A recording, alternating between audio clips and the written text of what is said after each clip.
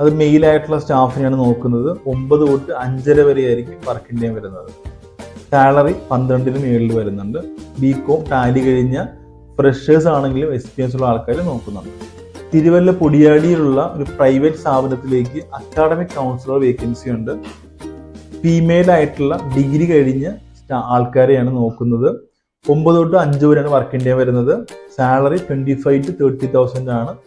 Experience ഉള്ളവരെയാണ് അവർ എടുക്കുന്നത്. അടൂർ ഭാഗത്ത് ഒരു പ്രൈവറ്റ് സ്ഥാപനത്തിലേക്ക് ടെലികോളർ വേക്കൻസി അവൈലബിൾ ആണ്.